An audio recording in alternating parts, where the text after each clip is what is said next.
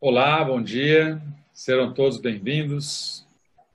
Estamos iniciando a nossa oitava live da série Reflexões sobre a Crise Fase 2, né? Essas adaptações ao novo normal. Hoje o nosso tema é campanha de matrículas. Temos um grande desafio pela frente, né? Além da gestão das atividades, da forma como elas estão sendo agora, nós ainda temos que começar a iniciar o trabalho de recuperação também do quadro de alunos, né, da fidelização, da captação de novos alunos, de uma nova forma de fazer a campanha de matrículas acontecer, de divulgar a escola, de falar sobre os nossos serviços, de completar com a nossa equipe uma outra estratégia de atendimento, né, em tempos de pandemia. Isso também tem que ser remodelado. Bom, as nossas lives elas têm esse enfoque mais de direção e de mantenedores. Então, a gente começa com a parte um pouco mais, talvez, conceitual, de compreensão até do que pode gerar mais adiante um briefing para as agências ou a forma como a escola vai preparar o seu discurso de vendas. E mais adiante a gente vai falar um pouquinho mais sobre alternativas de operacionalizar isso no dia a dia, no atendimento. Já estamos aqui com o pessoal pronto para iniciar.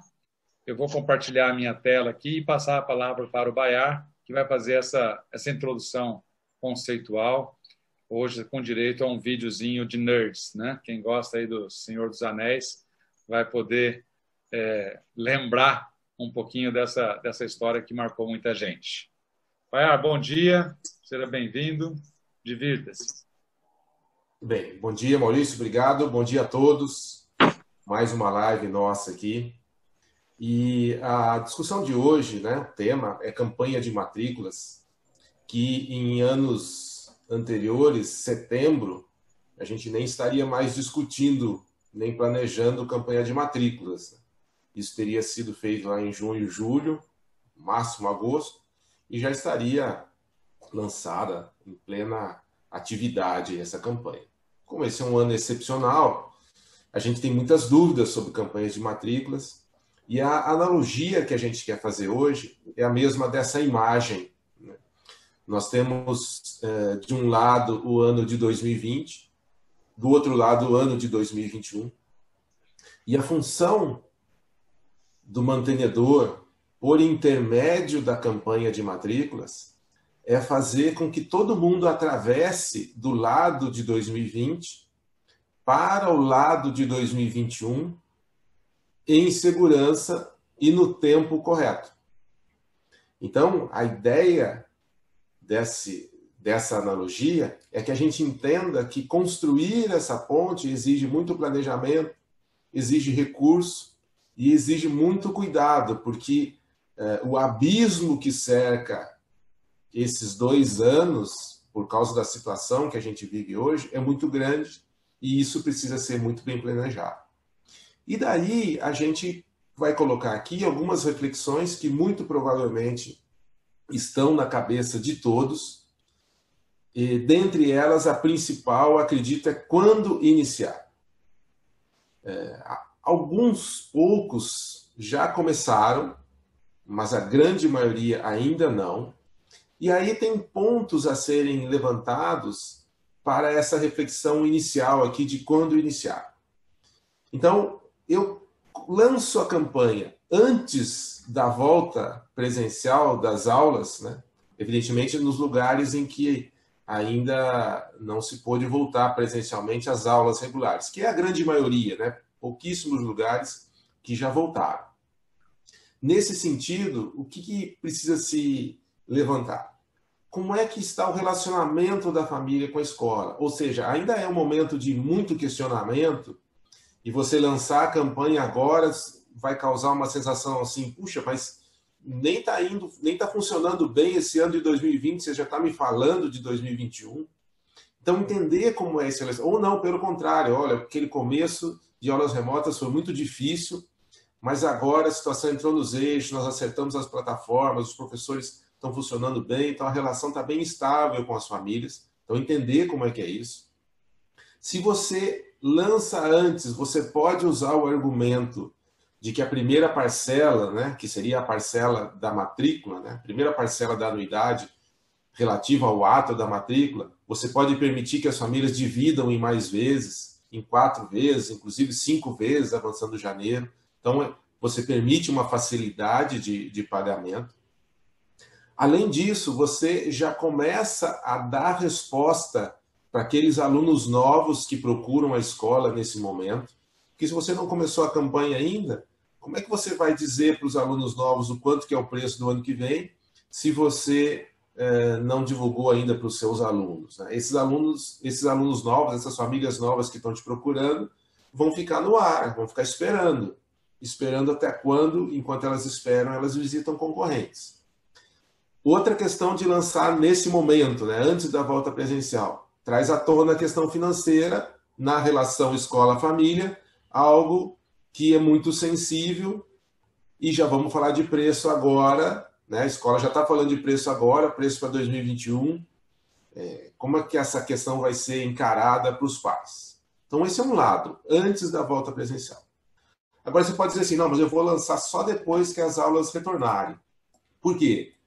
Porque permite que as famílias revivam aquela experiência de aula presencial. Então, olha, as coisas estão voltando ao normal, a coisa acalmou, então, mesmo com o ensino híbrido, algumas famílias estão vindo para a escola, então eu já posso voltar à normalidade de lançar a campanha de matrícula e acho que é melhor.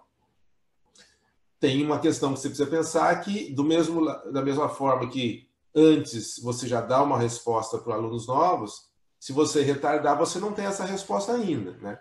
Então você vai ficar ali muitas escolas já estão tendo procura e visitas até. Você não consegue dar nada para esses alunos no momento. Você já vai poder dar depois que voltarem as aulas presenciais nessa questão. Provavelmente, se você esperar, outras escolas vão lançar a campanha antes. Podem ter o desgaste de dizer os seus reajustes, mas vai condicionar os seus. Então tem que pensar essa questão aí dos concorrentes. Outra reflexão. Qual vai ser a maior preocupação da escola inteira no retorno das aulas presenciais? Todo mundo vai estar focado no atendimento a esse ensino híbrido. Como conciliar aqueles alunos que estão indo para a escola e os alunos que estão em casa. Então, a força pedagógica inteira, os recursos tecnológicos, o pessoal de apoio, né, administrativo, todos eles vão estar focados nisso.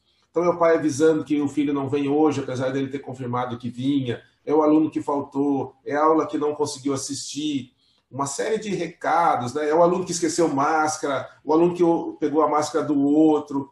Todas as ligações telefônicas, contatos por aplicativo, a escola toda vai estar focada nisso. Como deslocar o foco de algumas pessoas dessas ações do dia a dia, para que tudo aconteça com segurança e qualidade, para as matrículas? Será que isso vai ser bem conciliado se lançar depois? E aí uma última reflexão, que essa é cruel, que ninguém tem a resposta, né? Mas e se as aulas não voltarem, você vai esperar até quando para lançar? Então, todas essas dúvidas, nós vamos conversar sobre elas ao longo da apresentação. Evidentemente que para muitas a gente não tem resposta, mas a nossa ideia aqui é tentar dar elementos para que você possa decidir melhor. E, como o Maurício falou, para completar essa nossa analogia, nós resolvemos mostrar para vocês um trecho de um filme, vou explicar antes do Maurício clicar. Se você quiser, Maurício, pode clicar enquanto entra lá no YouTube, você começa com o vídeo pausado. O mantenedor é do líder da comitiva da Sociedade do Anel. Ele é o Gandalf the Grey, né? Ele é o Gandalf, o cinzento. E ele precisa garantir que todos façam essa travessia do ano de 2020 para o ano de 2021, não permitindo que o grande monstro de 2020 ultrapasse a ponte junto com a comitiva. Pode até avançar, Maurício, para a próxima tela, para ver as imagens ali, né? Então, o papel do mantenedor é não deixar que o perigo também permeie 2021 inteirinho. E como é que ele faz isso, né? Como é que ele luta contra esse monstro e impede a passagem dele para o passo seguinte, permitindo que todo mundo atravesse a ponte com segurança e encontre a saída da montanha sem essa ameaça, né? Ou seja, como é que ele pega todas as famílias e todos os funcionários da escola e passa para o ano seguinte? Aí vem a ideia de gerenciar os 4 P's de marketing. Essas são as ferramentas para enfrentar esse grande monstro de 2020, atuando nessas 4 frentes. Algumas a gente já falou aqui, né? Então, os 4 P's de marketing são as decisões que precisam ser tomadas, algumas já foram. Por exemplo, os 4 P's de marketing são Price, Product, Place e Promotion. Price, né? Price, Product, Place e Promotion. Price, preço. Nós já fizemos uma live aqui, está lá no nosso canal do YouTube da Alabama, uma sobre ferramentas e estratégias para reajuste de preços. Então, decidir o percentual de reajuste, se você vai dar vantagens para quem permaneceu com você até agora ou não, fiel, pagando vantagens nessa rematrícula, que política de descontos você vai adotar. Então, nem ser tão permissivo que prejudique o ano de 2021 com reajuste zero, nem ser tão audacioso que você inviabiliza a atração de alunos novos e as rematrículas. Como é que você vai tratar o grande índice de inadimplência que você tem agora? Você vai carregar essa inadimplência toda para o ano de 2021, deixando uma parte do monstro da inadimplência passar para o ano seguinte, ocupando turmas? Então, a ideia de gerenciar preço é fundamental e nós já tratamos disso numa outra live. Pensar sobre o produto, no caso, sobre o serviço que você oferece. É possível ainda manter todos os segmentos, educação infantil, Fundo 1, Fundo 2 e médio, né?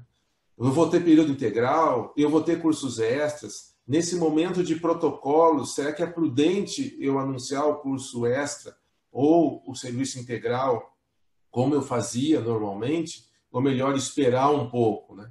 Eu vou manter o transporte, quem tem transporte, né? Através dos protocolos, vale a pena? As famílias vão querer usar o transporte, eu vou ir de carro, e aí eu vou ter um custo de manutenção, de motorista e tudo mais. Decisão de transporte é importante. Alimentação, a mesma coisa. Vou manter o meu serviço de alimentação, não vou. Mesmo dentro dos cursos, né, da educação infantil, será que eu tenho que manter todas as séries? Eu posso terminar as séries iniciais, eu posso enxugar turmas, eu posso concentrar as turmas no período da manhã, no período da tarde. Então, pensar no produto, no serviço que você vende, é fundamental para garantir essa travessia segura.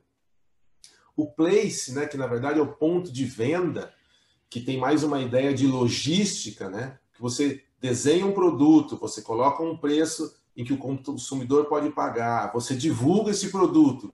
Se você faz tudo isso e esquece de fazer o produto chegar lá onde o consumidor vai comprar, né, é um grande erro. Por isso que o place, ponto de venda, ele está dentro do composto de marketing. Você tem que tornar acessível esse produto para que o consumidor possa fazer a sua escolha. No caso da escola, seria as nossas instalações. A não ser nos cursos à distância, né, a modalidade que trabalha com curso à distância, aí a internet é um grande place para ele, né, um marketplace, pode dizer assim. Mas no caso das escolas tradicionais é pensar na infraestrutura, né, a adequação aos protocolos sanitários e todas as recomendações, porque os pais vão começar a visitar a escola, os pais e alunos novos vão começar a visitar, vão começar a perceber, mesmo que sejam visitas virtuais, sejam elas presenciais ou virtuais, os funcionários vão seguir esse protocolo, o que ele vai notar na parede, pensar no ponto de vista da família, o que ela enxerga, mantenham a escola aberta, mantenham ela fechada, que períodos, se as aulas presenciais retornarem, quando eu vou fazer essas visitas, vou fazer aos sábados, eu vou criar um corredor de segurança para que não se misture aluno-família. Pensar nesse ponto de venda é importantíssimo. E um dos temas que a gente vai abordar mais e focar mais na de hoje é a promotion, que na verdade são todas as formas de promoção desse serviço. Aqui entra propaganda, entra a assessoria de imprensa por meio de publicidade, entra uma promoção de vendas, um incentivo para que ele decida logo, entra a venda pessoal, que é o atendimento que a gente vai falar, cronograma de divulgação, tudo isso faz parte das decisões que devem ser tomadas agora. E aí eu vou passar para o Maurício para ele avançar mais nesse conceito de marketing e nessas abordagens do ponto de vista do consumidor. Vai lá, Maurício. Legal. Então, vamos ter que fazer um parênteses aqui, né? Na verdade, o Bar trouxe uma lista ali das principais decisões de marketing. A gente vai se concentrar daqui a pouco no P da promoção, né? Mas eu acho que quando a gente começa a falar de promoção, da comunicação da escola com as famílias, a gente deve primeiro pensar o que a gente vai dizer, como é que a gente prepara o nosso discurso, o conteúdo e a forma de apresentar a nossa escola. E aí eu quis fazer esse parênteses sobre a experiência do cliente e como que isso agrega valor, né? Como é que a gente sai de uma situação da commodity, que, por exemplo, aqui o grão de café, né? Eu sou de uma região cafeeira, nascido lá em Franca, na Alta Mogiana. Então, o que tem numa xícara de café em termos de grãos é vendido por 5 centavos, por exemplo. O produto, o pó de café, 15 centavos. O cafezinho na padaria, 1,50. Já falamos de preço de café aqui numa live anterior sobre preços, né? E se você vai na Starbucks, você paga de 3 a 5 dólares feliz, porque ali você tem toda uma experiência de consumir esse café num ambiente adequado, num clima de quem saboreia isso com uma distinção, né? Com um momento muito especial, né?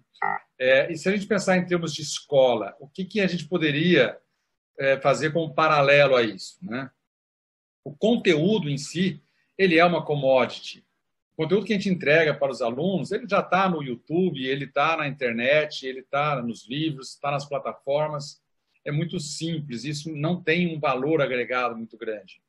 Quando eu trago isso para dentro da escola, eu posso falar, não, mas nós temos uma estrutura aqui tecnológica, física, de laboratórios, etc. Quando eu agrego um serviço a isso, essa estrutura tem gente especializada para interagir com o aluno, tem professor, tem projeto pedagógico, tem reuniões de pais, tem planejamento.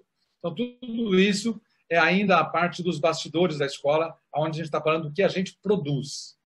Mas é fundamental a gente ter um foco na experiência do aluno. O que é ser o aluno? O valor maior, né, o que faz a família levar o filho para a escola, é o que acontece com essa criança, é o que acontece com esse jovem. É essa expectativa de um sonho, de no futuro ele ser um cidadão completo, feliz, realizado, bem empregado, uma família legal. Todo o trabalho que nós temos nas etapas anteriores está em função de gerar essa experiência. E muitas vezes as escolas se concentram muito em falar dos 3 primeiros degraus dessa escadinha, né? Então a gente tem tantas aulas, a nossa grade tem mais. Muitas escolas estão se valorizando, dizendo que tem muito mais carga horária do que as outras. Isso aumenta muito o custo.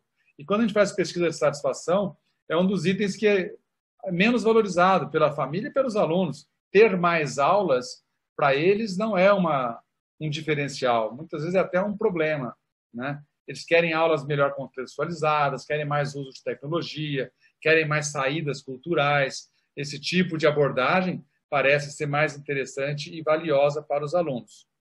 Vou dar mais um exemplozinho, tirando um pouco do café, eu vou falar do bolo, né? O café vai muito bem com bolo. Eu vi essa história numa palestra há muitos anos, talvez há mais de 10 anos atrás. Eu, infelizmente, não lembro o nome do palestrante. Se o Baiar depois lembrar, pode me corrigir, por favor.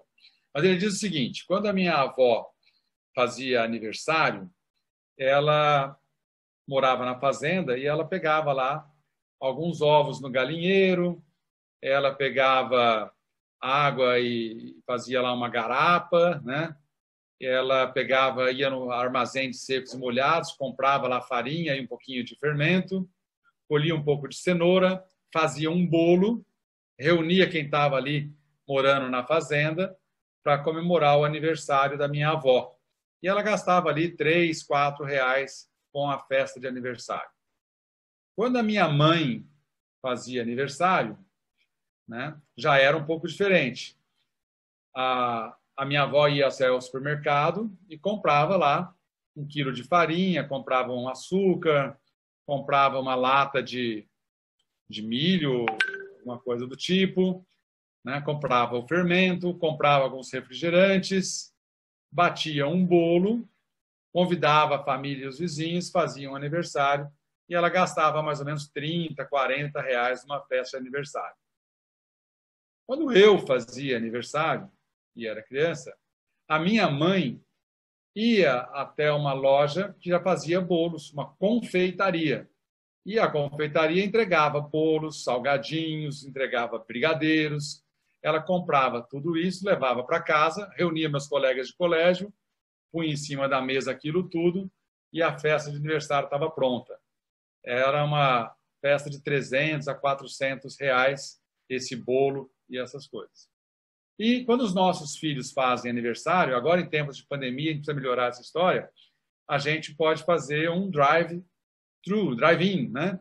Então, uma empresa contratada, ela aluga um espaço, põe um telão, põe as minhas músicas, as músicas preferidas do meu filho, toca vídeo, transmite pela internet e gastamos mais ou menos 3 a 4 mil reais, mas o bolo vem de graça.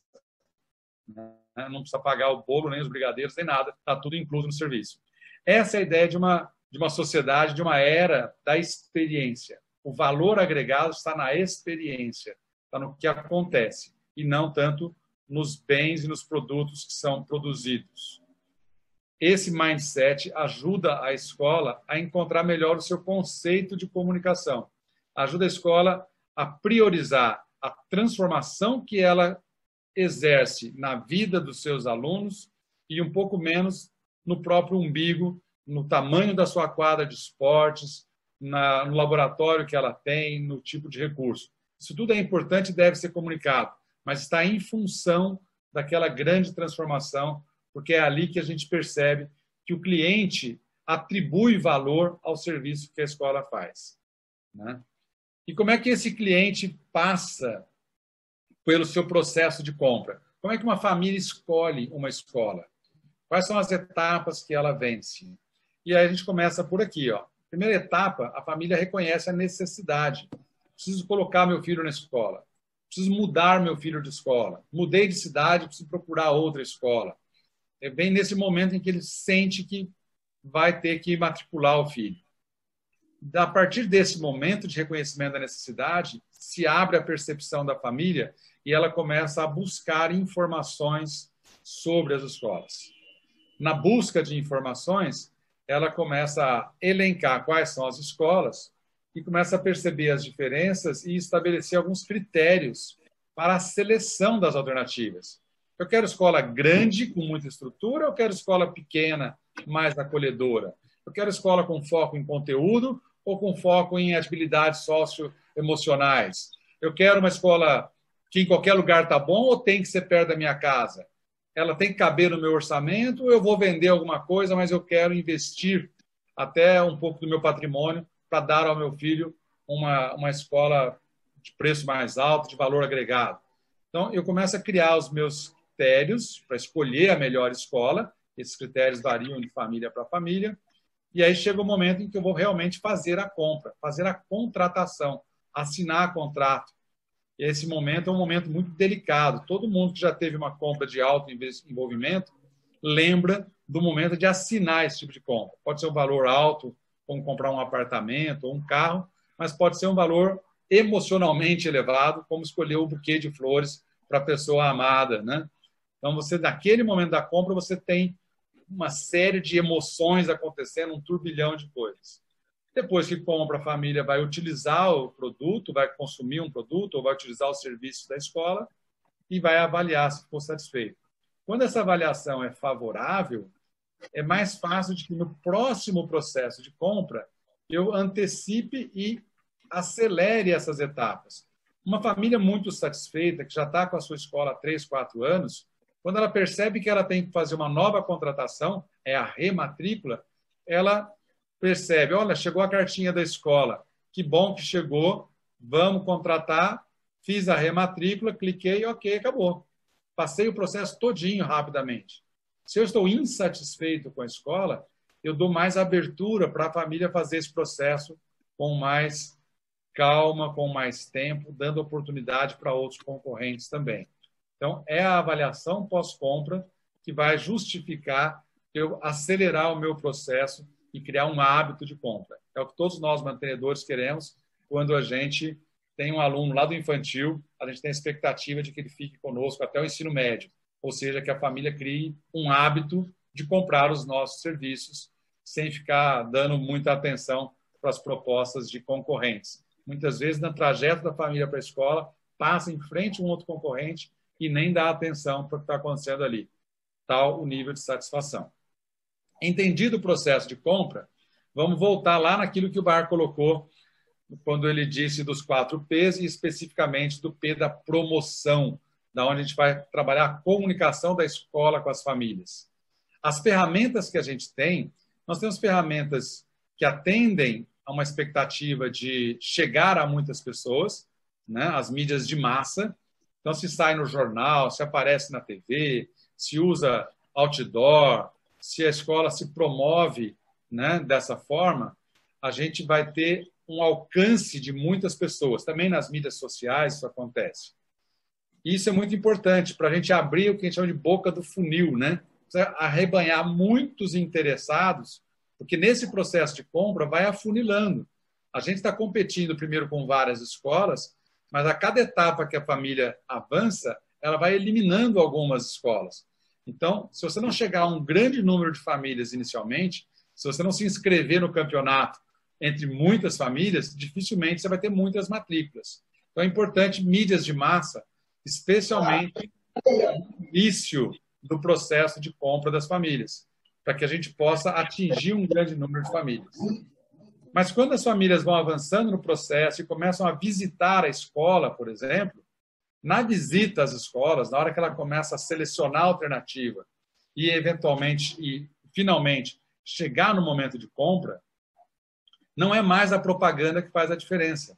O que vai fazer a diferença é a venda pessoal, é o atendimento que ela recebe de alguém na sua escola que vai mostrar os diferenciais, que vai convencer de que aquele serviço é entregue com qualidade, que vai demonstrar o valor agregado daqueles serviços todos, que é essa combinação toda de recursos físicos, de pessoas, de projeto pedagógico, de materiais, isso tudo se articula de tal forma que a experiência do aluno justifica aquele preço de mensalidade.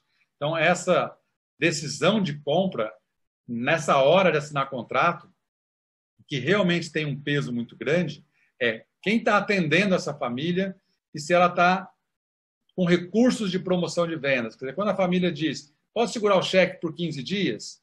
Se você disser, claro que pode, te mando o boleto depois, fica tranquilo, né? Eu envio, traz a foto do aluno na sequência. Se você mostra que aquele momento ali, ele é seguro, ele é tranquilo, é mais fácil dar certo, né? Dá um uniforme de brinde, né? Olha, se você fizer a matrícula até sexta-feira, eu posso te dar um kit, um brinde melhor. Eu só tenho mais 5 mochilinhas aqui para os pequenos, então, se ele quiser, ele já leva aqui da mochilinha de brinde.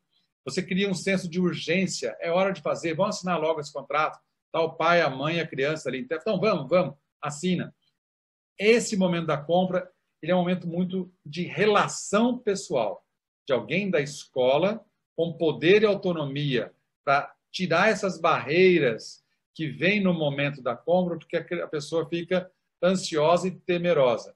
Então, veja como que as ferramentas que funcionam para o início do processo de compra são bem diferentes das ferramentas que funcionam no momento da compra e na seleção de alternativas. E depois que comprou, é o serviço da escola, é a atenção ao cliente, é o nível de satisfação das famílias que vai definir. Então, a gente precisa aprender a combinar tudo isso e destinar recursos da escola para que toda essa jornada do cliente ela seja permeada de momentos de contato com a instituição. Num primeiro momento, mídias de massa, depois uma atenção especial e depois um serviço bem entregue. Essa é a ideia de você relacionar o processo de compra das famílias, ao que acontece lá no ambiente familiar, com a campanha de matrícula, com as decisões que a gente toma na escola. Uma escola deve se promover entendendo, né, e buscando essa sintonia entre os dois universos, da família e da escola. E na Alabama, a gente faz todos os anos uma jornada de pesquisas com alunos novos. A gente monitora esse comportamento de compra das famílias. Então, todos os nossos clientes que contratam essa pesquisa, eles têm lá, para as famílias de alunos novos, um questionário.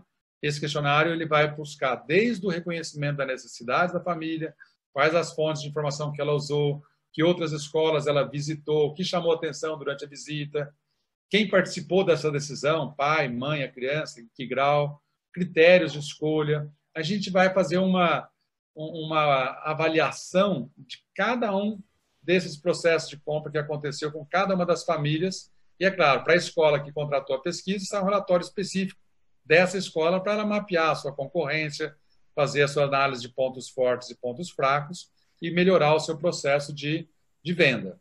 Para as escolas todas, né, coletivamente, que é o caso aqui, nós estamos aqui na live com 120 pessoas, então nós temos aqui mais de 100 escolas, provavelmente, a gente traz um dado agregado para monitorar o comportamento das famílias em geral.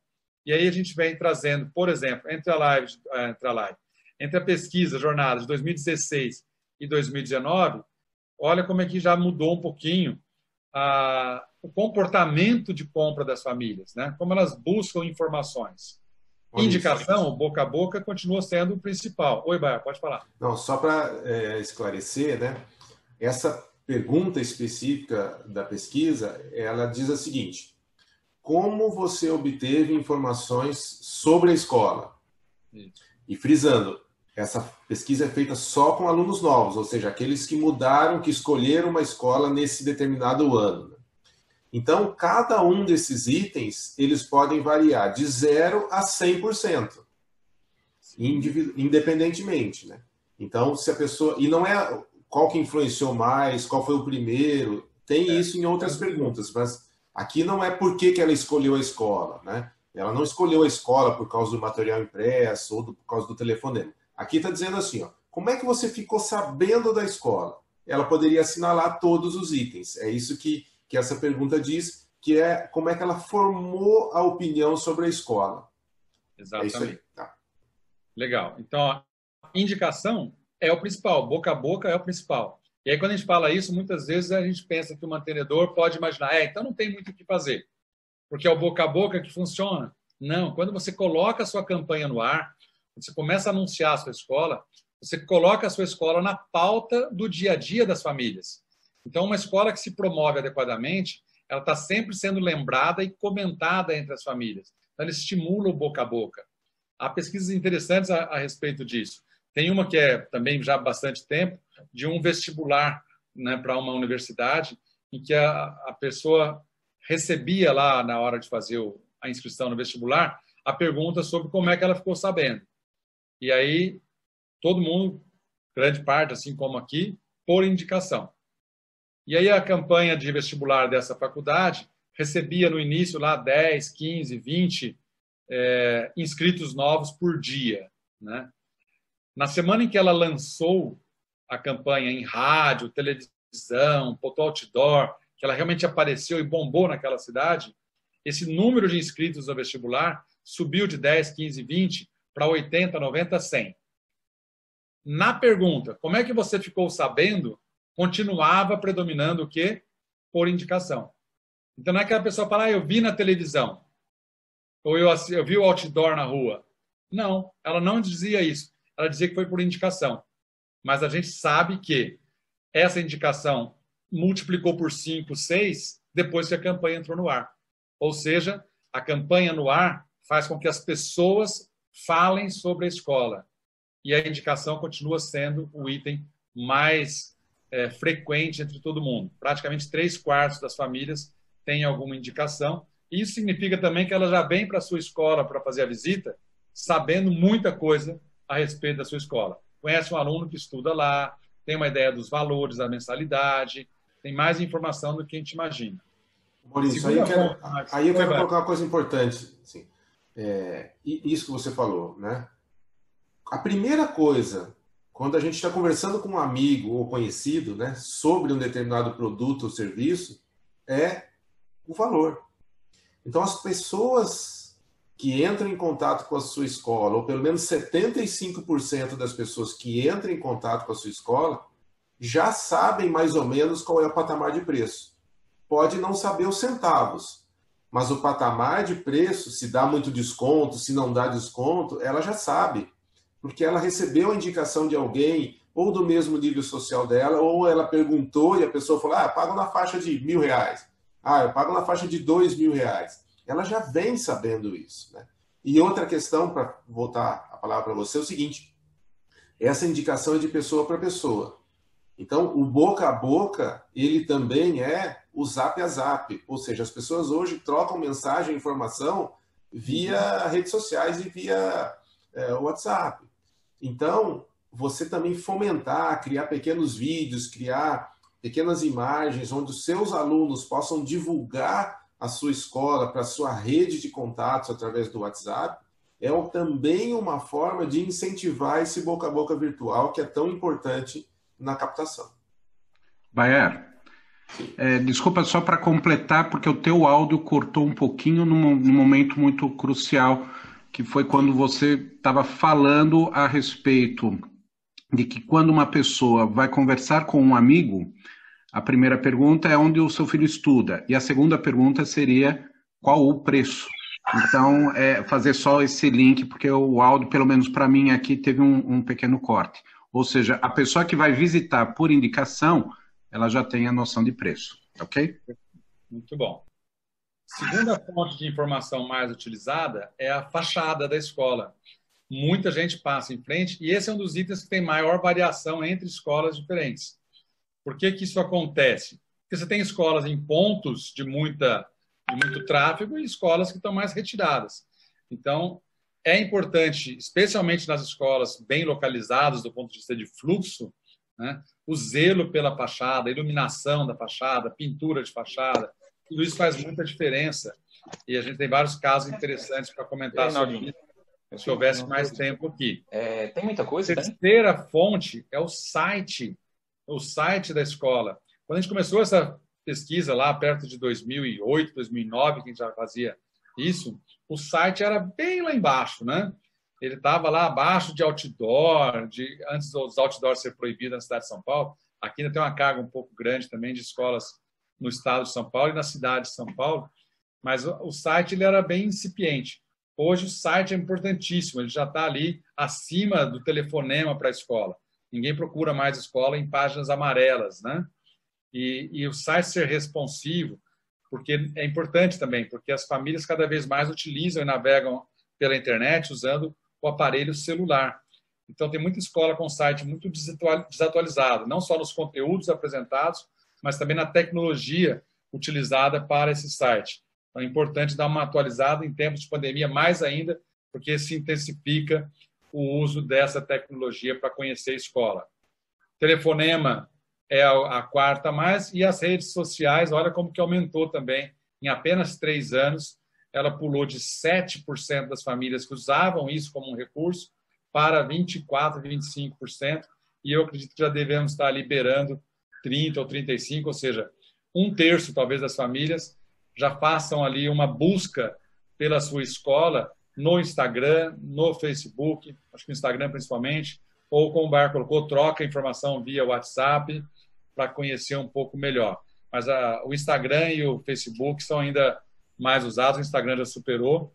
Eu acho que daqui a uns tempos vai entrar o TikTok também, aí muita escola vai ter que começar a se virar com isso, né? Outdoor, tem cidades do interior que usam bastante, aqui também tem uma variação muito grande. Material impresso está cada vez menos. É importante ter um material mais robusto, né? Um PDF, algo que você possa jogar pelo WhatsApp para uma família interessada, né? Um material mais consistente, com um pouco maior nível de profundidade sobre a escola.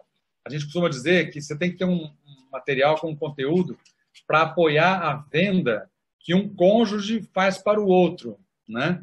Muitas vezes, nessa busca pelas escolas, a família divide a tarefa. Então, a mãe visitou uma escola e chega à noite em casa para contar para o marido. Ou o marido passou pela escola e chega à noite e vai contar para a esposa. Se ele falar assim, essa escola aqui me entregou esse papelzinho aqui, ó, com os preços, mas é uma escola legal, um pessoal interessante e tal, é muito diferente de entregar olha que legal o material dessa escola. Fotos bem feitas, um visual bonito, elegante e tal. Então, mesmo que você faça um PDF que você entregue no WhatsApp desse pai, ele vai ter o que mostrar em casa para a mãe, que é quem realmente mais apita na decisão. Ou vice-versa, a mãe mostrar para o marido, que vai ajudar na decisão. Então, você precisa ter um conteúdo mais robusto, uma peça com um pouco maior nível de detalhe, não só o preço e muito menos aquele preço entregue num papelzinho muito feito de qualquer jeito ali, né? Um cantinho de sulfite, tirado com fotocópia, anotado com a mão por cima, rabiscando. A gente percebe muitas vezes esse tipo de informação dada de uma maneira meio negligente pelas escolas. Então, compor a campanha de matrículas envolve entender as fontes de informação, perceber que elas têm um papel distinto em cada etapa do processo de compra das famílias, e investimento em propaganda e mídia de massa é fundamental para você ampliar a boca do funil, para você entrar na competição com o maior número de famílias, para que você possa trazer essas pessoas que tiveram um contato inicial com a sua escola para uma visita. Esse é o primeiro tipo de conversão, né? Chamei a atenção, demonstrou um certo interesse das famílias e elas vieram conhecer em profundidade a minha escola. Essa visita antes era sempre presencial, talvez nesse ano a gente tenha que trabalhar para que ela possa ser feita de maneira remota também. Mas aí vem uma outra mudança. Agora é o atendimento pessoal, que vai converter visita em matrículas. Bayar, quer fazer algum outro comentário? Posso passar adiante aqui? Vou passar. Legal. Então, vamos começar a falar agora do atendimento. Até porque nós estamos falando demais. Isso. Ok, eu comecei nessa etapa aqui, abri a boca do funil. Mas quando a família vem visitar a escola presencialmente ou a partir desse ano de forma remota, a importância que ganha o atendimento pessoal, individual. Alguém da escola com muita competência para falar do projeto pedagógico, com muita capacidade de interação com essa família para esclarecer dúvidas. Esse momento, o atendimento cresce muito em termos de valor. É essa pessoa que convence realmente a família a ficar, independente da família ter chegado na escola já com essa ideia. É aqui que você consegue realmente mudar o jogo e converter mais matrículas em visitas. As visitas em matrículas. Isso deve ser medido pela sua escola. Esse funil, ele tem métricas específicas. Então, eu tenho que pensar, eu investi bastante em mídia social, eu tive bastante contato, tive likes, tive comentários, tive interações com essas famílias. Legal, estou no caminho certo. Recebi tantas visitas, consegui converter em matrículas de novos? Legal. Medir isso, anotar esses dados é fundamental também para que a gente comece a entender um pouco melhor o desenho das estratégias de comunicação. E aí eu passo de volta para o Bayar para a gente ter um tempo também de interação no final aí com as perguntas e respostas da plateia. Isso. Então aqui nós estamos encaminhando para o final, né? Essa é a penúltima tela. E aqui é uma espécie de síntese do que nós falamos e tentando dar foco no pensamento e nas principais decisões que os mantenedores têm que tomar nesse período agora. Para fazer um gancho naquelas etapas do processo de compra que o Maurício mostrou, né? A primeira etapa é o reconhecimento da necessidade. E a gente tem que pensar que a escola, né, o setor educacional, é um pouco favorecido nesse sentido. Por quê? Quem é que tem a necessidade de matricular seu filho na escola para o ano seguinte? Todo mundo, exceto os formandos. Né? E os formandos vão ter que matricular em outra escola, né? Ou numa faculdade. Então, esse público todo que hoje está na minha escola, que saiu da minha escola, que saiu do meu concorrente, que está no meu concorrente, então, esse contingente de alunos, eles têm a necessidade de fazer a matrícula no ano que vem. Então, essa construção de ponte para que essas pessoas atravessem 2020 e cheguem na sua escola nessa ponte formada para 2021 é que é o trabalho de agora. Porque desse contingente que tem a necessidade de matricular, alguns talvez estão pensando em ir para a escola pública, alguns para ir para uma escola mais barata e alguns para uma outra escola de mesmo porte ou até maior. Então, fazer essa ponte é esse contato de agora que a equipe de atendimento tem para justamente aquela curva que o Maurício mostrou ali no processo de compra, ela ser cumprida. Então, dentre as principais decisões, aquela reflexão que a gente começou no início, quando lançar?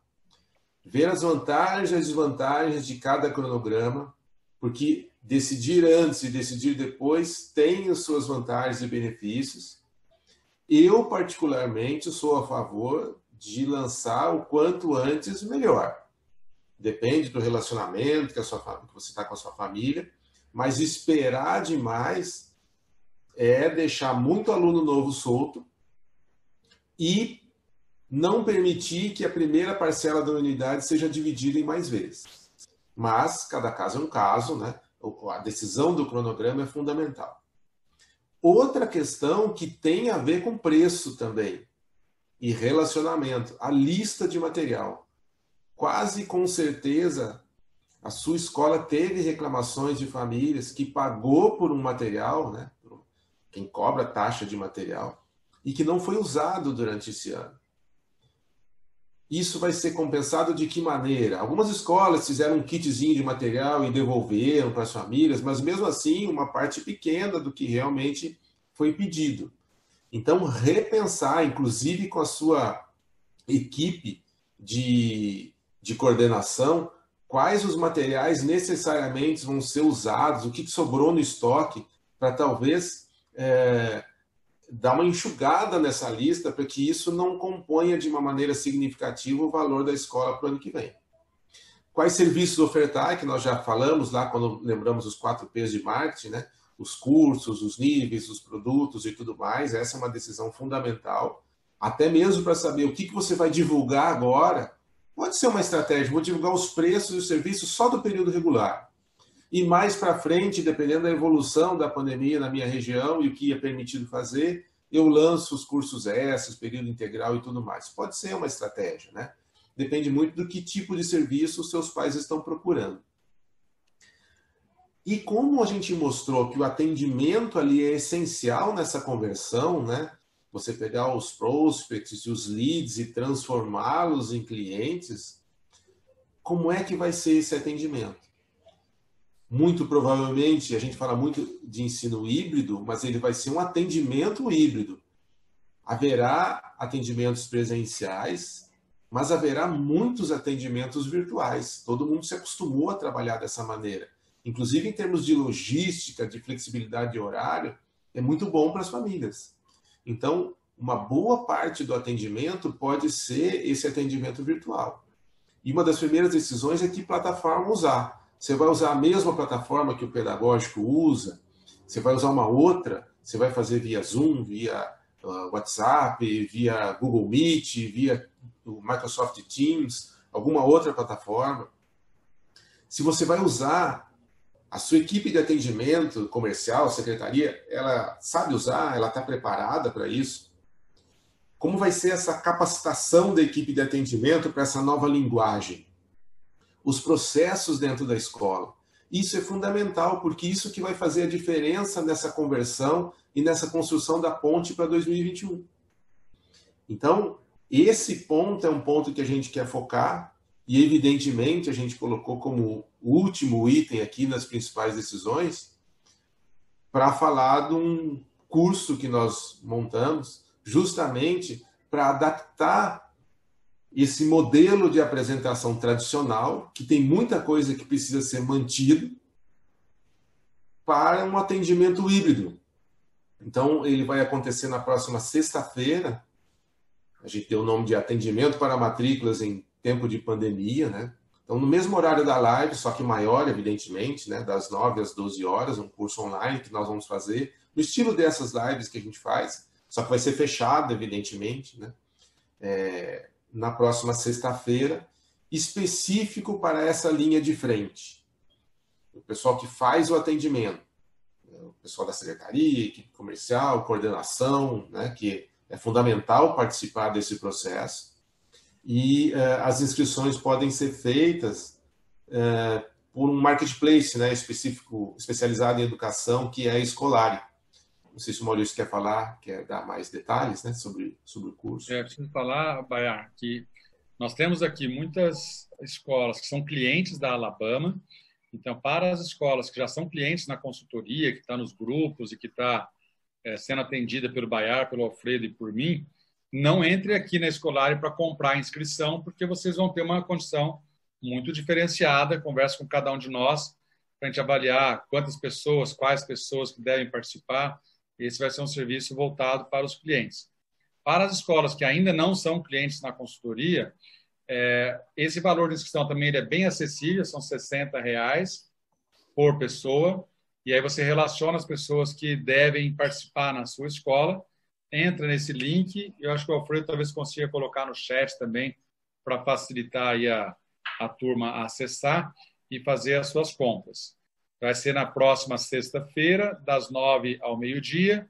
Vão ter um intervalinho, porque ninguém é de ferro, né? 3 horas direto pendurado na tela não é muito fácil, mas as pessoas poderão frequentar o curso de casa ou do ambiente da escola, e também vai ser uma primeira experiência nossa nesse tipo de treinamento online para falar sobre a equipe de atendimento. Então, entra nessa questão de plataforma, de ter um material digitalizado, de pensar na estrutura para receber as visitas presenciais, mas também para as visitas feitas de forma remota.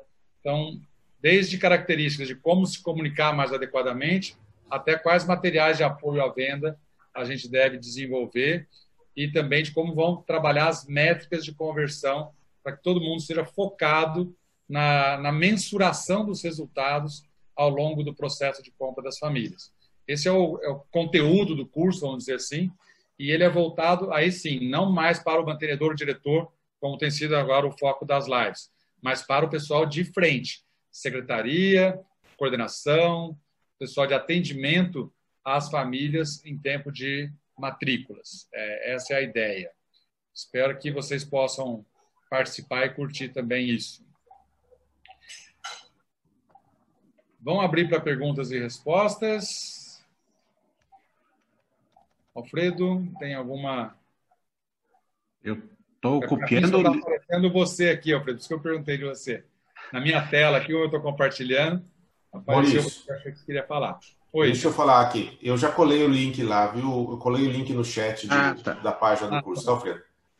Deixa eu responder da Thelma. A Thelma fala o seguinte: agradece pela live, obrigado pelo prestígio, viu, Thelma? E ela diz o seguinte: a minha grande questão no momento, demos descontos para educação infantil e Fundo 1. Lançando as rematrículas, o valor ficará bem acima do que a família está pagando no momento. Devemos retirar aos poucos os descontos? Como lidar com isso? Valor pago hoje com desconto pelo contexto e valor 2021. Então, Thelma, essa é uma questão bastante delicada, tá? Então, em primeiro lugar, é assim, os preços da sua escola, que você definiu no início de 2020 ou no final de 2019 para 2020, e esses preços são os valores adequados para remunerar os serviços que você presta e o tipo de solução educacional que você oferece. Então, esse valor de tabela, digamos assim, de 2020, ele deve ter um reajuste adequado e deve ser lançado da maneira natural para 2021. Agora, tem uma questão que os pais têm esses descontos que você colocou. Tudo vai depender de qual a justificativa que você usou para conceder esses descontos. Então, se a justificativa foi, olha, como estamos em aulas remotas, o serviço não é o mesmo, não consigo prestar de uma maneira adequada aquilo que eu prometi prestar no início de 2020, não por minha vontade, mas pela situação, tal. Se a justificativa for aulas remotas, a entrega, né? O ano que vem, voltando normalmente, teria que retirar esses descontos, sim. É difícil, muitos vão vir chorar, vão negociar, mas a lógica por trás da concessão, ela desapareceu. Então é hora de cobrar preço normal. Se a lógica para a concessão foi, olha, a família está com dificuldade financeira, ela perdeu renda, ela trabalhava com eventos, ela foi demitida, então eu vou conceder esse desconto, é hora agora ou no ano que vem, de fazer uma nova avaliação socioeconômica dessa família, e se ela ainda continuar com a necessidade do desconto, você concede. Se a atividade dela, olha, ela tinha um bar, um restaurante, os restaurantes começaram a voltar, então você pode tirar um pouco desse desconto. Ela tinha um determinado negócio que voltou plenamente, você pode retirar esse desconto. Deixe essa família vir pedir e mostrar para você que ela continua precisando. Olha, a minha atividade voltou, mas o meu movimento não é o mesmo. A minha atividade voltou, mas a minha esposa continua desempregada. Então, o motivo que justificava o desconto era a dificuldade financeira.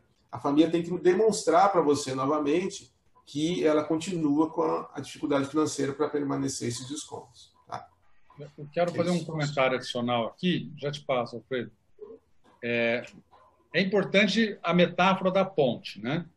A tentativa é que a crise venha junto para 2021, né? Os descontos concedidos continuem sendo concedidos em 2021. Que um eventual pai inadimplente que teve um relaxamento na cobrança possa rematricular para 2021. Que o professor ou funcionário que teve uma certa condição continue em 2021.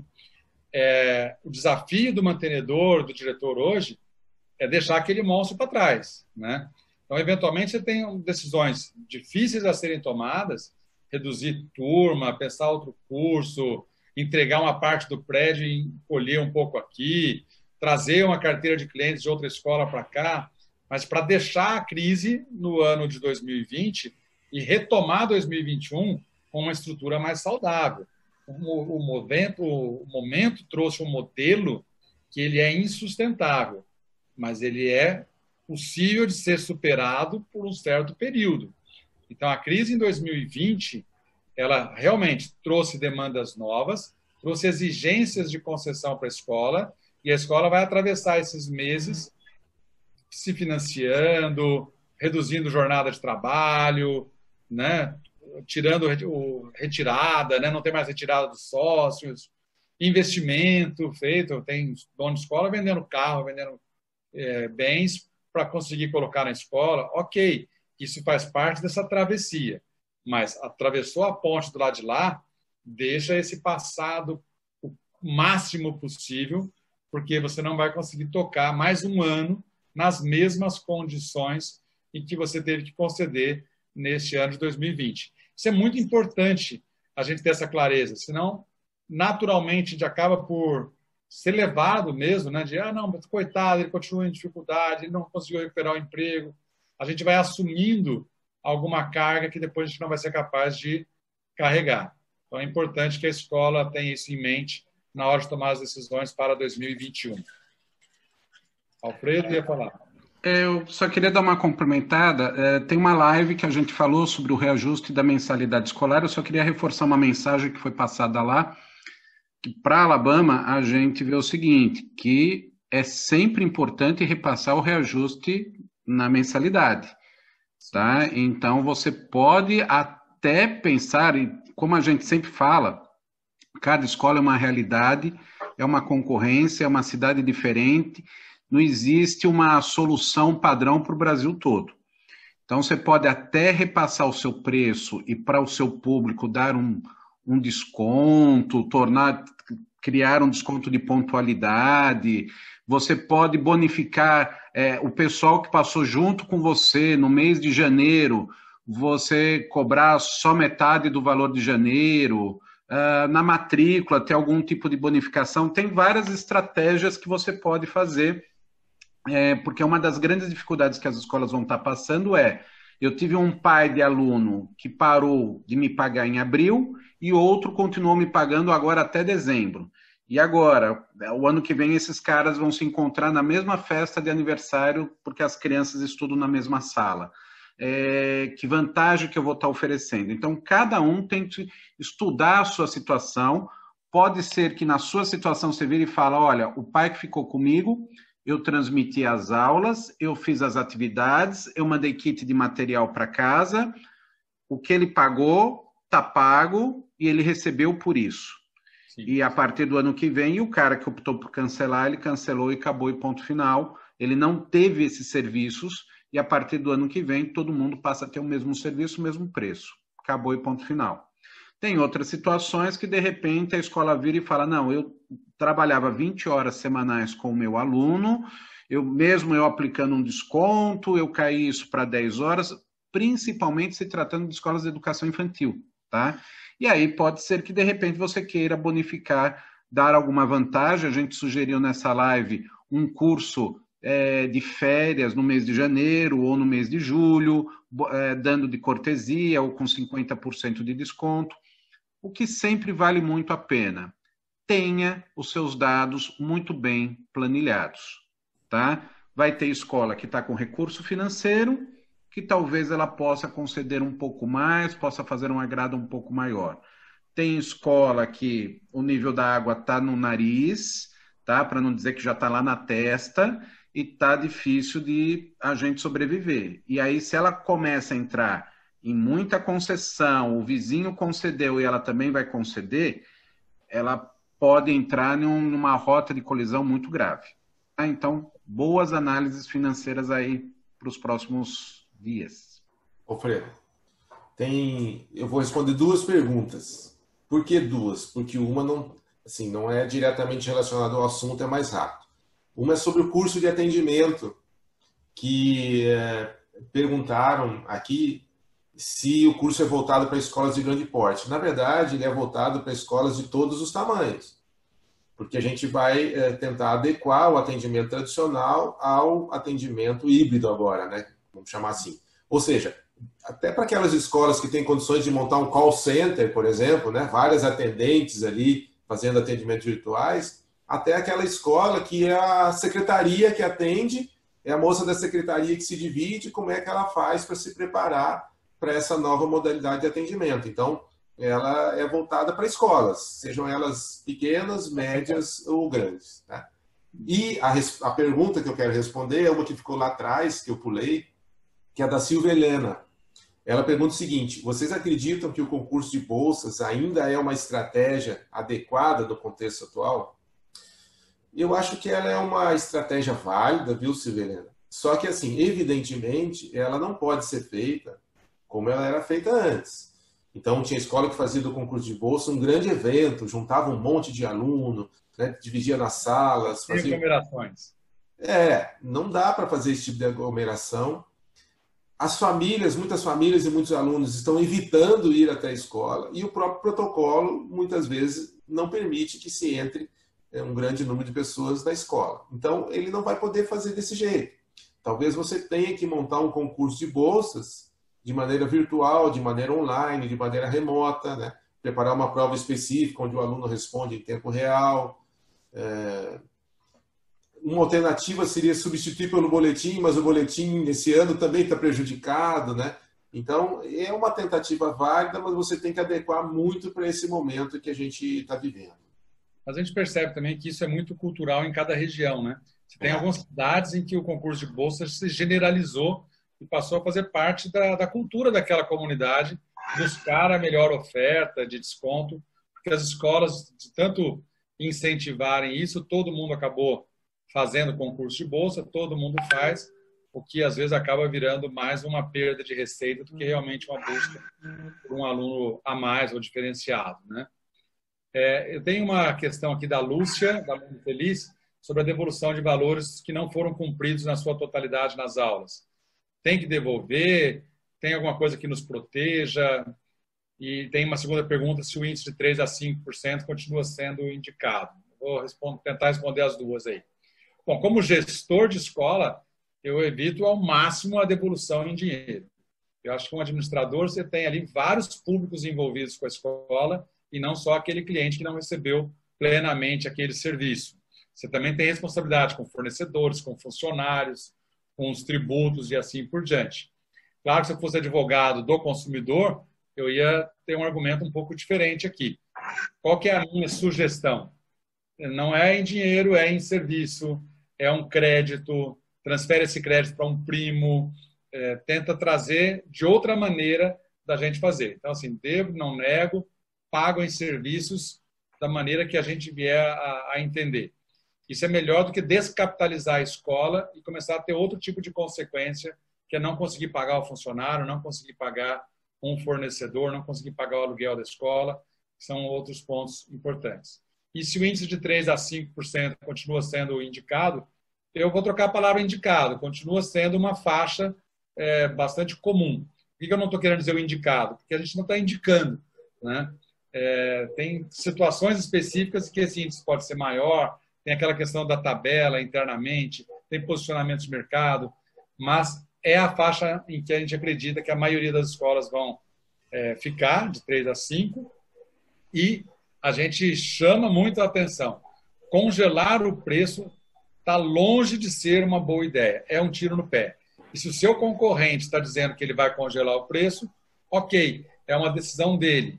Se o seu concorrente disse que não vai aumentar e a família vem aqui pressionar isso, você pode mostrar claramente para ele que ele está realmente dilapidando, que ele está realmente se comprometendo, que não vai conseguir pagar custo, assim por diante, mas que a sua escola vai continuar mantendo um bom serviço e que para isso existe a necessidade de um reajuste. Esse reajuste, em tempos de inflação mais baixa e de recessão, ficar na faixa de 3% a 5%, está longe de ser uma coisa que afeta a família. Uma mensalidade de R$1.000, 3% são R$30 por mês. Não é por conta do 30% que a família estaria mudando. Se ela está te pressionando nesse sentido, é porque ela está usando isso como um argumento para algo maior que está motivando a mudança. Não entra na linha da guerra de preço, do congelamento, que ela compromete muito mais receita do que realmente gera vantagem competitiva. Eu queria complementar um pouquinho mais agora do Maurício com 2 dados.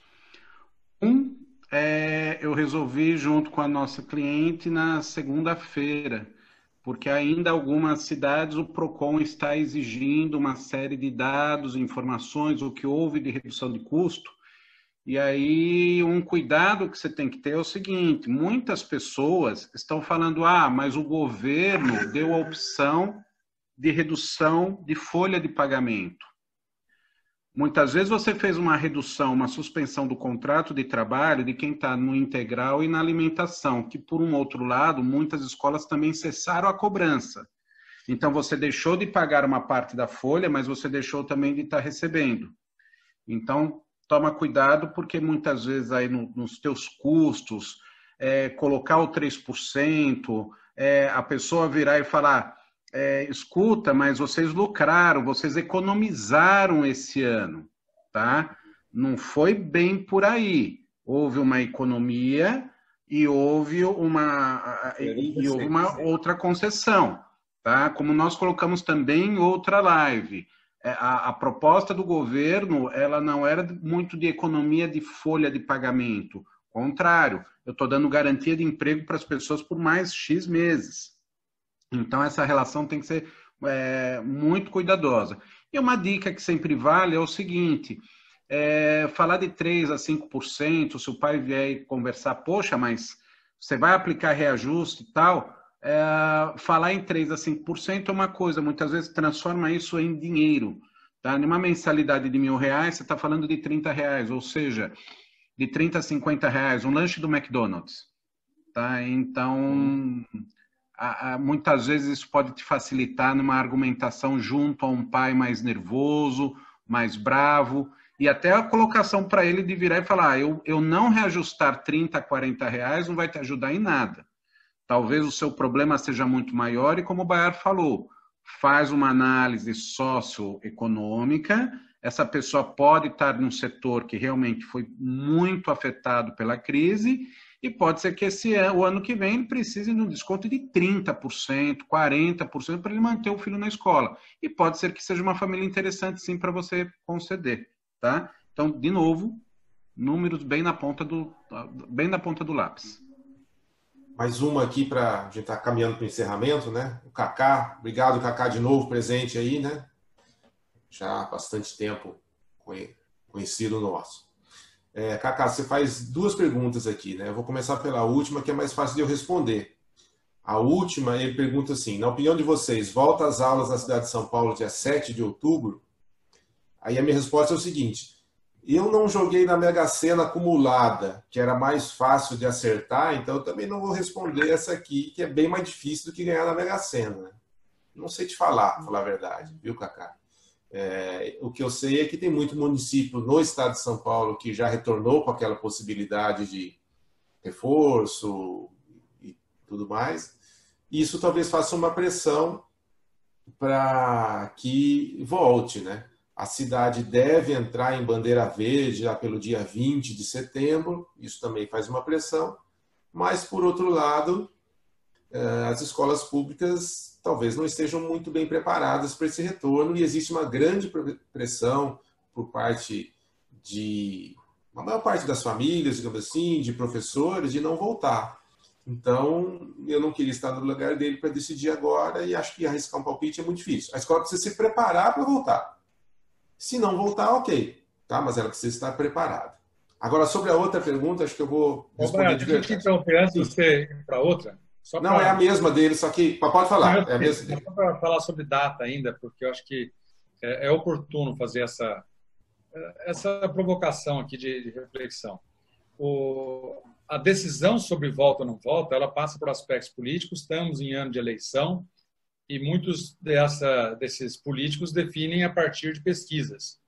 E é lamentável que as pesquisas de opinião, tanto de educadores quanto de famílias, deem uma proporção tão grande de pessoas preferindo que não volte, né? Aí é uma opinião até mais pessoal, não posso falar em nome da Alabama isso, mas eu individualmente posso dizer que é uma pena. O pessoal volta com os bares, volta para as praias, mas não volta para as escolas, né? A nossa sociedade, da boca para fora, fala da importância de educação, mas não dá um valor adequado para isso, a ponto de não considerar o impacto social de tanta gente ficando fora de escola. Não valoriza nem mesmo a experiência que essas crianças estão tendo dentro de casa, muitas vezes com violência, com falta de estímulos adequados, com falta de sociabilização. Então, assim, há um momento em que a gente começa a perceber um grande prejuízo na sociedade por conta das escolas estarem fechadas e as opiniões das pessoas estão muito ainda no sentido de não volta, só ano que vem, meu filho em primeiro lugar, a saúde dele, mas fala disso e leva o filho na padaria de mão dada, vai no mercado com o filho, vai para a praia com o filho. Isso é muito ruim. É uma pena que a gente passe por isso. Acho que a gente vai ter um prejuízo muito grande do ponto de vista social, de competitividade lá adiante, de produtividade. Nós temos uma sociedade inteirinha não produzindo conhecimento na sua base de jovens e de crianças, e isso é um grande prejuízo. É uma pena que as pessoas não estejam dando a dimensão adequada para esse prejuízo social. Já falamos que ia ser 8 de setembro aqui, né? Agora a gente não sabe nem se 7 de outubro. E devolvo para você responder o Cacá. Fiz o meu desabafo, estou tranquilo. Não, e só para dizer assim, eu concordo com você, inclusive assim, ó, acima de tudo, a escola é um ambiente seguro para as crianças. E muitas vezes as crianças estão ficando em lugares completamente inseguros pela necessidade das famílias. E os governantes não veem isso. Mas vamos voltar aqui, né? O Cacá coloca assim, ó, promove muitos cursos extras na grade curricular e incluso na mensalidade. Inglês, espanhol, balé, futebol, teatro, educação física. Seria um momento de rever isso? Alguma sugestão de outros diferenciais? Eu acho importante rever. Inclusive, você decidir naqueles que é possível oferecer no momento. Então, talvez assim, ó, espanhol, inglês seja possível, mas um futebol, o teatro não tenho certeza, né? Você talvez não definir tão grande. Então, quem tem balé, quem tem judô, você pode colocar como uma atividade esportiva. Porque, de repente, você fala que vai oferecer judô e não pode ter judô ano que vem. É incerto, né? Você coloca lá qualquer outro. Então, talvez você colocar um nome mais genérico e também rever a sua estrutura de custos, né? Se a estrutura de custos que você tem para isso, e talvez a gente, já dando um spoiler aqui, a gente faça uma live, inclusive, sobre soluções desses diferenciais um pouco mais para frente, né, Maurício? A gente faça isso. A gente está programando algumas ofertas possíveis, tanto na parte pedagógica, quanto alguns aspectos também de redução de custos que são fundamentais aí para não deixar a crise atravessar a ponte junto com o ano, né? Tinha mais uma pergunta aqui da Gimene, né? Isso aí. Então, pode ir, Baer. Não, ela pergunta assim, ó, mas já devemos informar esse reajuste no ato da campanha de rematrículas? Olha, eu acho muito difícil você conseguir fazer a conversão, principalmente dos alunos novos, sem dizer o preço do ano que vem. Se você não informar o reajuste agora e conseguir fazer matrículas, dizer assim, olha, eu tenho o preço de 2020, 2021 nós ainda vamos decidir. Por experiência, acho difícil que uma família nova, a não ser que a marca da sua escola seja extremamente forte, extremamente desejável, mas nenhuma família vai fazer matrícula nessa insegurança do reajuste. Então, já tem um contexto muito inseguro. Se você puder dar um pouco mais de segurança para a família, eu acho mais conveniente. Você fala assim, ó, no máximo 7%, pelo menos assim, um teto você precisa falar, né? Agora, se esse no máximo 7% e depois de ser decidido a 5%, você perdeu aí a oportunidade de captar pessoas. Eu acho que melhor é dar o preço, sim. Né? Vocês acham importante o mapeamento no decorrer da campanha de matrículas? Acompanhar as famílias que ainda não decidiram pela escola, delinear os motivos da não efetivação para estratégias para a próxima campanha? Sim, a gente preconiza isso, o curso a gente fala bastante sobre isso também. É muito importante a gente ter métricas para cada etapa do processo e ter maneiras e ter processos de ir buscando aquelas famílias que estão ficando para trás ao longo do processo. Então, a visita que não virou matrícula é motivo de um alerta ali, né? Uma ação que não trouxe retorno é motivo de avaliação. Então, é importantíssimo. E o caminho é exatamente esse. Acho que a Patrícia deu uma boa descrição aqui do que é. É mapear o processo de compra das famílias e que isso tem que reverberar em processos do atendimento da escola. Exatamente isso. Eu queria pegar agora a pergunta do Renan, que ele retomou um pouquinho a pergunta do Cacá, eu achei bem interessante. E eu queria fazer 2 comentários a respeito. Ele pergunta se vocês acreditam que cortar alguns diferenciais competitivos, como, por exemplo, os extracurriculares que o Cacá mencionou, seria um tiro no pé em momento de captação de alunos e matrícula. Um cuidado que você tem que ter é o seguinte, o teu público já te conhece há muitos anos, normalmente. Como também já falamos em outras lives, o que acontece? 90% do seu público do ano que vem já estuda hoje na sua escola. Então, eles já se acostumaram com os produtos e gostaram da sua proposta, por isso que eles estão na sua escola. Então, se você oferece o futebol, se você oferece o inglês, teoricamente, você tem um público que adotou a sua escola porque você ofereceu esses tipos de serviço. O que realmente é muito delicado é que realmente a gente está imaginando uma sociedade no ano que vem, talvez com menor poder aquisitivo, e aí pode ser que muitas vezes você esteja oferecendo algo que você está achando que está um grande sucesso, que é momento de alegria para muita gente dentro da escola, e na hora H não está sendo bem isso, o pessoal não está tão feliz assim, e muitas vezes você acaba até talvez perdendo o aluno. Então vale algumas pesquisas você estarem dando dar uma olhadinha a respeito dos produtos que está servindo. Muitas escolas, ainda mais de educação infantil e fundamental 1, elas acabam, se elas incorporam muitos serviços, normalmente a mensalidade fica mais alta e fica mais difícil talvez a competição. Se ela colocar como extracurricular, fica um opcional. Então, a mensalidade oficial ela fica mais acessível e o curso extracurricular uma opção para o pai. Tá? Resposta de consultor.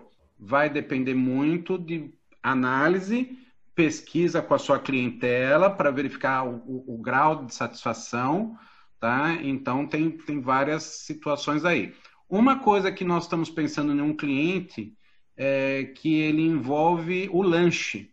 Tá? Na educação infantil, esse colégio ele dá o lanche. E nós aprendemos isso na pandemia. O ano que vem nós vamos deixar muito claro que o lanche é um brinde. Porque na hora que a aula passou a ser online, o que aconteceu? O pessoal virava e falava, mas eu pagava a mensalidade e você dava o lanche. Agora você não consegue dar o lanche eu queria um desconto. Então, eu quero devolver dinheiro, eu quero que você me devolva esse dinheiro, tá? Como o Maurício falou. Então, a gente está deixando muito claro que é o seguinte, a gente é a mensalidade e o lanche nós estamos oferecendo como um brinde, é uma coisa a mais, tá? Por motivos lá da região e da escola em questão, tá ok? Muito bem. Vamos fazer a última? Vamos lá, temos que caminhar para o encerramento, quase 10h30 aqui, meu Deus. Então deixa eu responder aqui da Celinha. Ela falou o seguinte: deixar de pagar o Simples. Vocês acham que o governo parcelaria sem juros? Estão dando 20% de correção. Na verdade, esse 20% é a multa, viu, Celinha? Olha, não dá para dizer se vai ter algum refis ou não. Está se falando que é possível, né? Mas o governo também está sem dinheiro, o governo também precisa arrecadar. Então, pode ser que tenha o refis ou não. Mas o importante para esse raciocínio é o seguinte: você encarar, não pagar o imposto, né? Qualquer imposto, o Simples ou qualquer outro, ele é uma fonte de financiamento. Então, por ser uma fonte de financiamento, ele tem uma taxa de juros. Então, assim, não pagar é receber esse recurso agora ou ter esse recurso em caixa agora, e aí eu vou ter parcelas lá na frente, contando com essa multa, uma correção monetária provavelmente. Esse é uma prestação de um financiamento que você vai comparar com uma linha de crédito que o banco te oferece. E aí, qual é a mais vantajosa, né? Numa expectativa ou não, mas num cenário mais realista, eu faria essa simulação pensando em que não tem um refis. Se vier, é lucro. Legal. Bom, gente, estamos...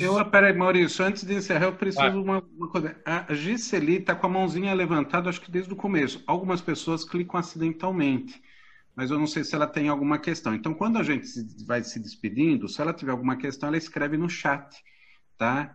Tem um botãozinho aí do chat na barrinha de ferramentas do Zoom, tá? E aí, qualquer coisa, ela escreve, ou senão a gente depois manda a resposta para ela, tá ok? Legal. Vai lá, Maurício. Tudo bem. Posso encerrar, então? E partir para as despedidas? Vamos para as despedidas. Sim, pode fazer. Então, agradeço a todos pela participação mais uma vez. Lembrando que essa live, no início da semana que vem, estará gravada. Está sendo gravada e estará disponível no nosso canal do YouTube. Se você puder se inscrever lá, a gente agradece bastante. E eu quero colocar uma reflexão final. Para quem acompanhou desde o começo, a gente passou um trecho do filme O Senhor dos Anéis, né? Onde se tem que atravessar uma ponte e o Gandalf ele precisa não deixar o Balrog, né, que é a essência do mal lá, atravessar e garantir a segurança da comitiva. E nós fizemos a analogia de passar de um ano para outro sem deixar o mal entrar no ano de 2021. E aí, quando eu dei essa ideia, o Alfredo disse o seguinte: você sabe que o Gandalf morre junto, né? Os dois caem da ponte e morrem, né? E aí eu comentei para ele... spoiler... mas você tem 3 filmes, então esse é spoiler só da primeira parte, a primeira trilogia, então não tem problema. Só que eu lembrei para ele, e aí vem mais spoiler ainda, né? Que na verdade o Gandalf, ele não morre, ele renasce, né? Ele deixa de ser Gandalf the Grey, o cinzento, e ele renasce como Gandalf the White, ele renasce maior ainda, e com mais poderes ainda. Então, o mantenedor que conseguir garantir essa travessia das famílias e dos funcionários de um ano para outro, evitando que esse perigo avance para 2021, ele vai renascer ainda melhor do que ele já é. É uma prova de fogo que a gente tem que enfrentar para estar ainda mais preparado daqui para frente. Agradeço a todos e uma boa semana, um bom final de semana. Aproveitem e se cuidem e até a próxima. Baiar, você contou esse finalzinho da história e acabou me lembrando algo que quase que passou desapercebido aqui. Na semana passada, nós trabalhamos muito a pessoa, né, do mantenedor, do diretor, com aquela apresentação da Playback Theatre, e acho que foi muito valioso contar histórias, ouvir as histórias da gente. E eu fiz uma parceria com a Playback. Eles têm um espetáculo que geralmente é vendido para organizações maiores do que as escolas, e a gente criou um mecanismo aqui de dar mais acesso aos nossos colégios. O que vai acontecer? Na semana que vem eu vou passar a divulgar isso para vocês. As escolas vão poder se cotizar. Nós vamos fazer 2 espetáculos. Um espetáculo para Dia dos Professores. Então, 4, 5, 6 escolas vão poder se cotizar para bancar um espetáculo. Isso é fazer com que cada escola desembolse aí de R$800 a R$1.000 para ter uma apresentação da Playback para os seus professores. Porque, em conjunto, a gente vai conseguir viabilizar esse custo. E também vamos criar uma outra apresentação que é voltada para as famílias que foram mais leais às escolas, né? As famílias que atravessaram esse período em conjunto. Então, também as escolas vão poder ter essa outra apresentação, esse outro tema e divulgar para as suas famílias. Acho que talvez como início de campanha seja um momento legal também para falar sobre gratidão, sobre lealdade, sobre atravessar junto. E isso vai permitir que a gente faça um trabalho com todas as nossas famílias, com todos os nossos professores, e que a gente possa produzir um espetáculo mais interessante para ter um público um pouco maior. Acho que o Mário e a equipe foram bem concessivos nisso, foi uma negociação suave, tranquila, e que as escolas vão poder usufruir de um espetáculo como aquele, tanto para os seus professores como para os seus familiares. Eu envio essa divulgação pelos mesmos canais que a gente está acostumado a partir da segunda-feira. Espero que gostem e que possam também, na sexta que vem, estar com a sua equipe no nosso curso aqui. Obrigado mais uma vez, uma boa sexta-feira e bom final de semana para todos. Até a próxima. Tchau, tchau. Gente, acho que hoje a gente já está colocando a live do Playback no ar, tá? Essa deu um pouquinho mais de trabalho para a edição. Tá? Foi muito emocionante. Quem não conhece o trabalho do Playback, vale a pena depois assistir, porque é um verdadeiro espetáculo, foi muito bacana, muito emocionante, tá? E hoje eu também quero agradecer a turma do YouTube, tá? Porque essa nossa live a gente já está fazendo a transmissão também online pelo YouTube. Se você ainda não se inscreveu no canal da Alabama, vai lá e se inscreve, porque aí você recebe, você já sabe que de sexta-feira às 9 horas tem sempre alguma coisa nossa quinzenalmente, tá? Então vai lá, faz a inscrição, que daqui 15 dias o YouTube avisa você, olha, já vai começar o evento aí da Alabama, tal, e algumas pessoas já conseguiram assistir pelo YouTube. De repente, pelo aplicativo, pelo celular, ficou um pouco mais fácil, tá ok? Fica um forte abraço aí para vocês. Esse celular que está na tela é o celular da Alabama. Nós estamos com um grupo de escolas, com o Pocket da Alabama. A gente está iniciando agora o 2º semestre, que é acompanhar as escolas nesse processo de matrícula. Então, como eu falei, espero que não seja um padrão, mas no feriado nós trabalhamos. Ontem eram 11h30 da noite, eu estava discutindo com uma diretora que tinha uma reunião hoje de manhã, e a gente sabe que nesse momento isso faz parte, tá? A Alabama está aí, então se você quiser ter alguma informação, alguma coisa, entre em contato aí no WhatsApp, a gente manda uma proposta, fala quais são os próximos procedimentos, o que vai acontecer até o final do ano, tá ok? Gente, muito obrigado. Segunda-feira a live já está aí no nosso canal para vocês curtirem e divulgarem junto, talvez até trabalharem junto com a equipe de vocês, tá bom? Um forte abraço, até a próxima. Tchau, tchau, tudo de bom.